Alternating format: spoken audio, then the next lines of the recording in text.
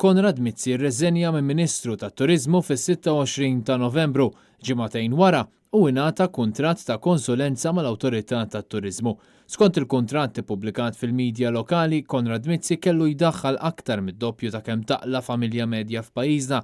Mizzi kellu jdaħħal fil-but 4 darbit aktar mill-paga medja ta' ħaddiem Malti u 24,000 euro aktar minn kemm kien iddaħħal bħala Ministru.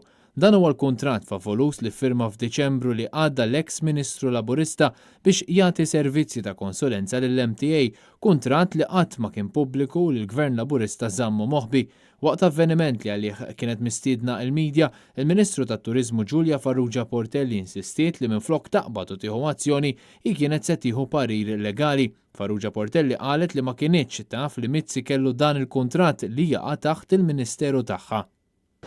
Inti mort l-uffiċjini tal-MTA fi 17 ta' Jannar, possibbli la chairman la CEO ma qallek bih dal-konsulenza? Kif tista' tapprezza meta jiena nagħmel żjara uffiċjali biex niltaqa' mal-ħaddiema, il-laqgħa ma kienx biex jiena niskrutinja l-kuntratti li saru. Sigħat wara dawn il-kummenti, Farrugia Portelli ħarġet stqarrija fejn qalet li l-kuntratt ta' Mizzi ġie terminat u li tiegħu u qatt ma tħallas.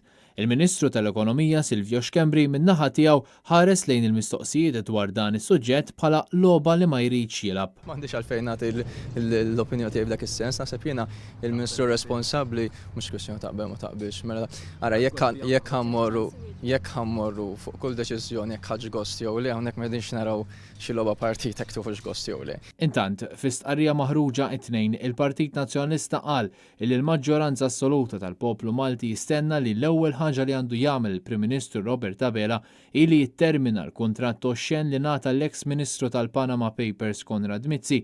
Iżda f'nofs din il-kontroversja ġdida, Robert Abela għażel li ħalli pajjiżna u jmur fuq żjara fil-Parlament Ewropew, inċidentalment fl-istess perjodu li fih anke l-eks Chief of Staff ta' Kastilja, Keith Schembri, jinsab barra l-pajjiż.